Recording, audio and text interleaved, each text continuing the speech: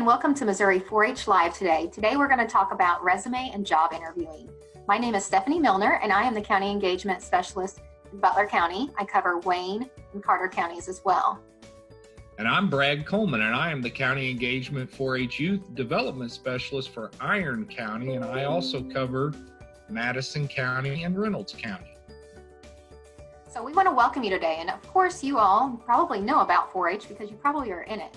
We are a community for all kids and programs to suit a variety of backgrounds, interests, budgets, and schedules. So we have in-school programs, after-school clubs, camps. We're a positive youth development program in your local community, and we welcome children that want to have fun, learn, and grow. And so we are brought to you by the University of Missouri, and our experts are educators that share the university knowledge, information, and tools you can use every day to improve your life.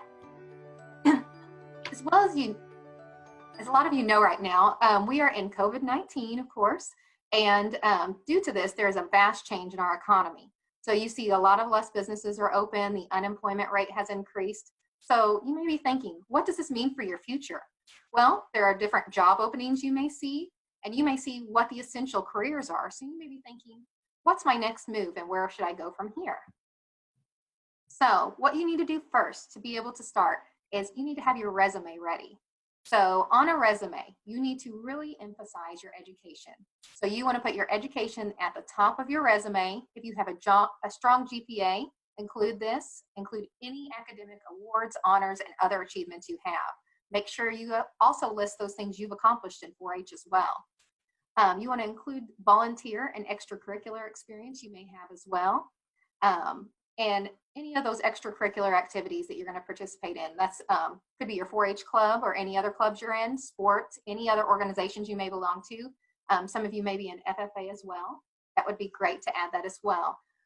You want to emphasize your leadership experience. If you're captain for a sports team or you're the vice president of your student council, if you're an officer with a 4-H club, make sure you are listing these positions. And list your skills. So you might want to think about having a skills section on your resume that might be related to the job. So there are different examples you can use. And we have a source down here on the bottom that you can go ahead and look for an example, and it's www.thebalancecareers.com, and you can type in high school resume template as well, and that should lead you to that. All right, so here's an example of a resume for high school students. As you see, the name is at the top there with your information. You'll have your email address, phone number. You're going to have your education, what your GPA is. So put what you have your GPA is of now. Your experience you might have, and so that might be your volunteering experience. It might be your work experience. Your activities are down there, your awards, and then you'll want some references. You can have some personal, you can have some teachers, anything that might try to help you. And this is just kind of pointing out, you might want to have 1-inch margins and some headings on the side, and make sure your formatting looks consistent throughout your resume. Okay, so when you're doing your resume, you might want to think about some action verbs. And so there is quite a long list on this here that you can use. You don't have to use these, but they are also going to be helpful on your resume. So instead of saying you made something, if you look under technical skills, it says assembled. Instead of saying I taught something, you can say I adapted a communication. Instead of saying that you put something together, you say I arranged. Helping skills, assessed would be another one.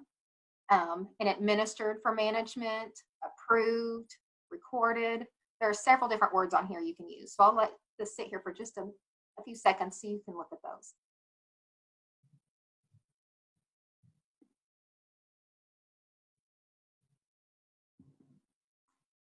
All right, so here's an example of a resume that you may want to use as well. So this one's a little different than the last one we looked at. This one has his name, phone number, information at the top, just like the last one did, but this one has the career objective.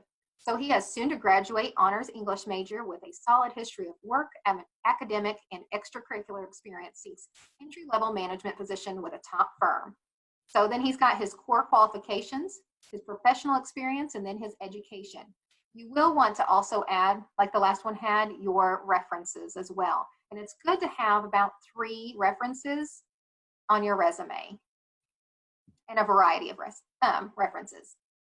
So you can always make your own resume. So here are some different sites you can go to, and I'll leave this here for just a second so you can write those down.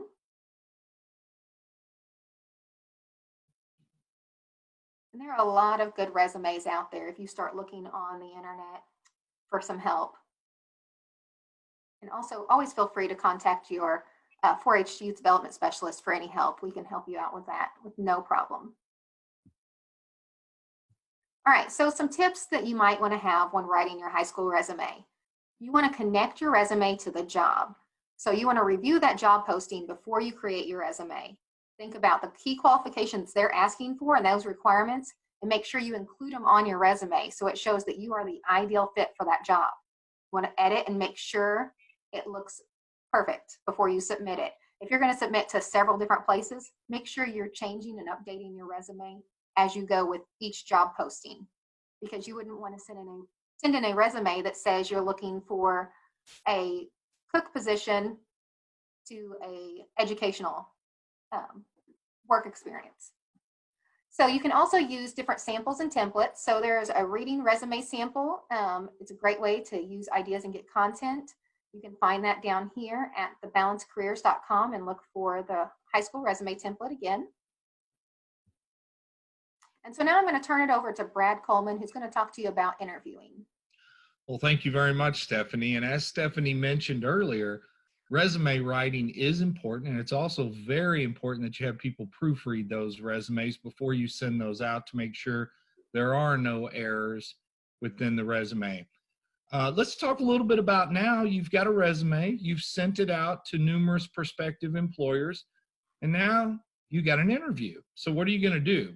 Well, there are 5 basics of the interviewing process. Don't waste anyone's time with an interview. What that means is don't interview with somebody if it's a job that you don't think you would want to take. Another thing is always arrive on time.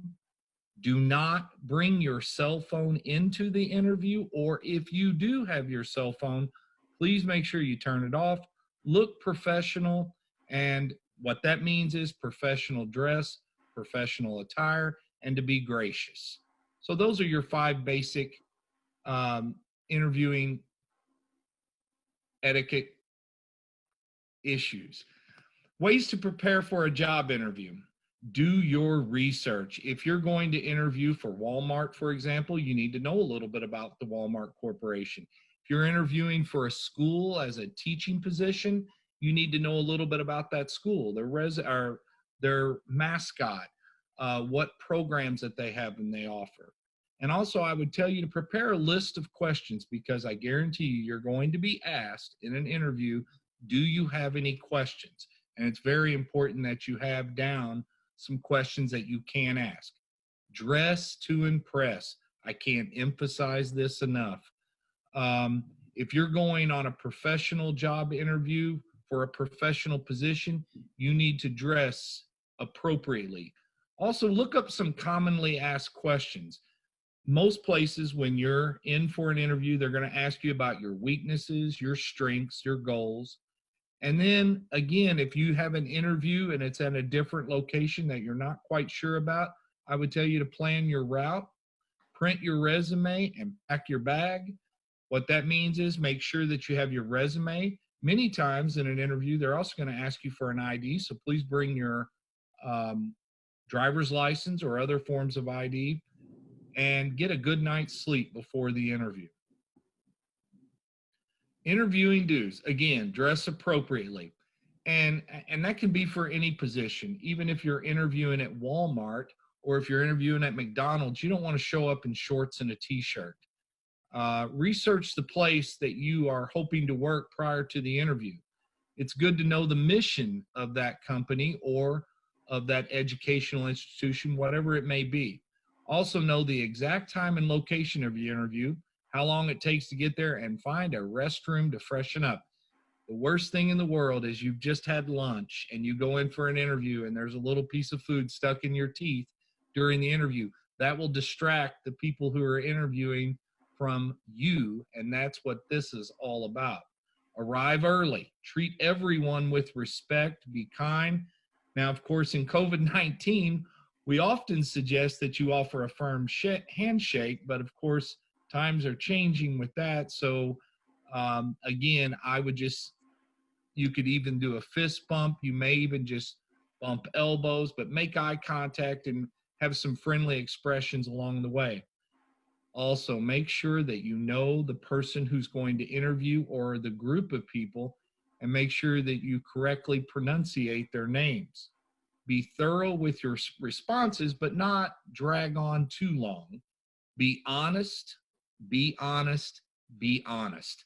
One of the worst things you can do in an interview is not be honest about a question or a previous experience, because trust me, the internet's out there. Anybody can look up anything they want on you. Make sure you understand the next step in the hiring process before you leave. And here's another big thing that a lot of people never do is write a thank you letter after the interview. As a matter of fact, I would suggest you have it ready before you even go on the interview, and then mail it on your way out from the interview or when you get home that evening, because again, having a thank you note is extremely important, and it also brings your name back up to that prospective employer after the interview is completed. Some interviewing don'ts. Don't make excuses. Take responsibility. Don't make negative comments about your previous employers. Trust me, as somebody who's hired over 100, 200, 300 people as a former high school principal, one of the worst things that a candidate can do is talk negatively about the last place of employment or about their previous employers. And don't treat the interview casually. Be professional. Don't give the impression you're only interested in the position because of the location or because of the money. Those are two things that will turn an interviewer off. Don't ask if you would take any job or like you're desperate for employment. So, and don't be unprepared for interview questions. Again, we'll go over some example interview questions here in just a little bit, but don't be unprepared. And don't assume that a female interviewer is married. You know, many times you need to refer to her as Ms. if you are unsure, or doctor if they have a PhD. Don't touch your cell phone. Turn it off. Don't bring anyone with you to the interview. And don't chew gum during an interview. Those are some common things.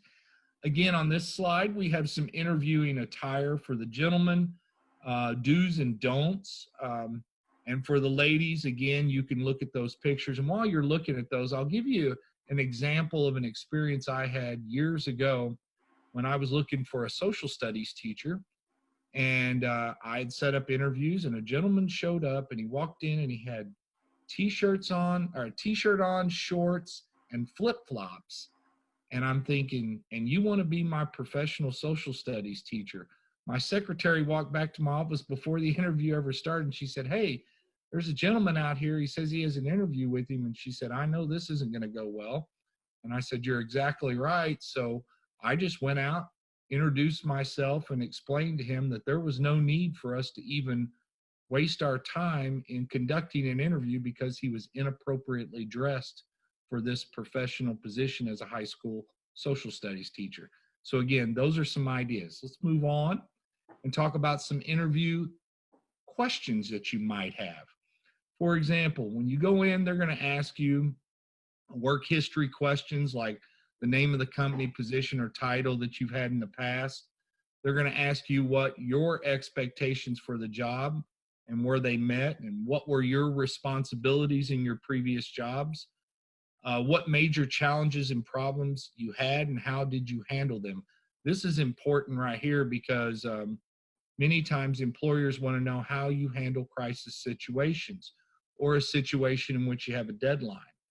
They're also going to ask you what you've learned from your mistakes, and no ifs, ands, or buts about it. We all make mistakes in our job. And again, as we said earlier, make sure that you take responsibility for your actions and explain to people how you've learned from your mistakes. And they'll ask you about what you liked or disliked about your previous job. Again, be careful on the dislikes. You might want to explain different ways of how things were happening that you wanted to see the company move forward in a different direction. Have you had any problems with previous coworkers or managers? Again, what we're looking for, or what prospective employers are looking for, is they don't want troublemakers. So make sure that you are ready to answer that question if you have had any problems.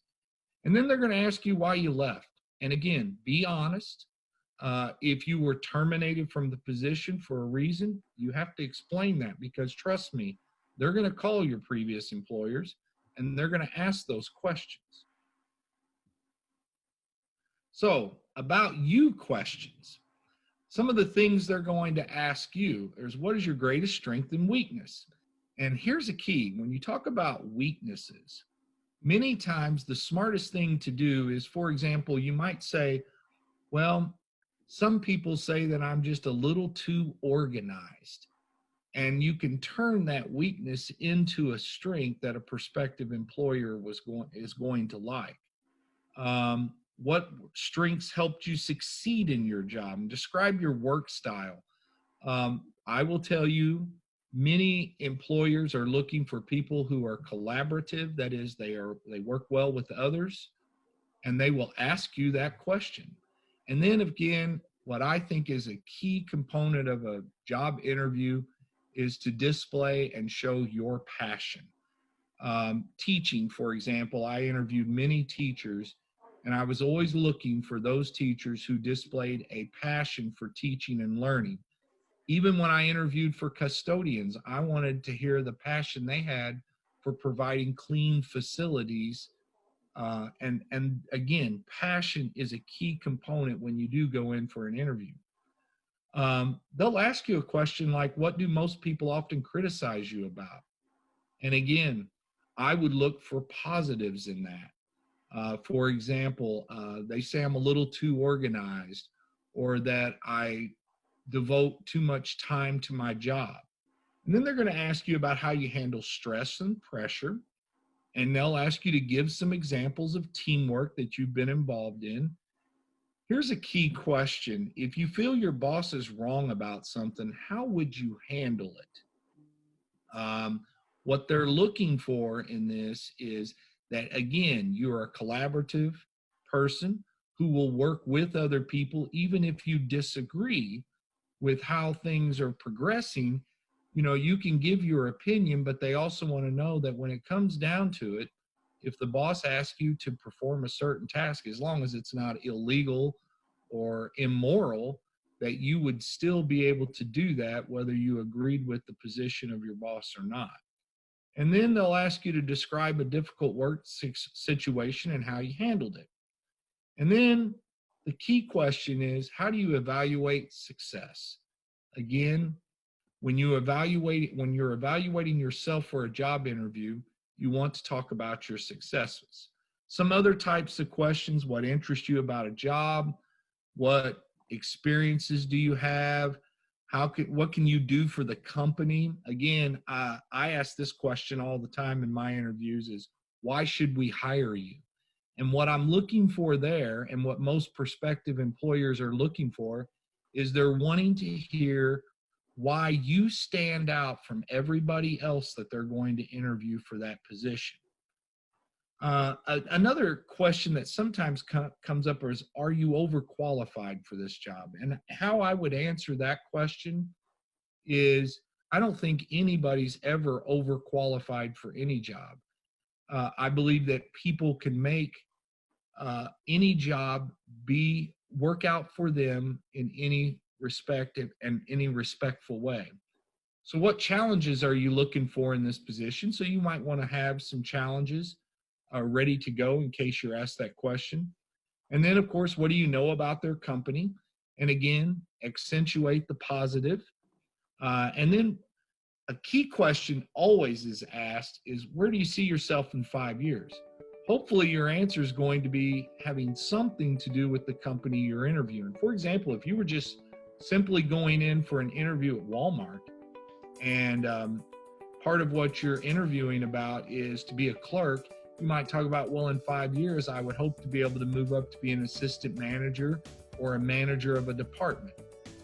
So what will you do if you don't get this position? A key answer to that is I will continue to look for gainful employment that is in this related field because I have a passion and I really want to work for a company like yours. That's how I would answer that. So I've given you some interviewing skills and some interviewing questions. Stephanie, you want to explain your aspect? Yeah, we've given you a lot of information today about resume and interviewing, and we just want you to keep that in mind as you go forward in your careers or jobs right now. Make sure you're keeping track of everything you do and save your documents so you don't have to recreate them every time.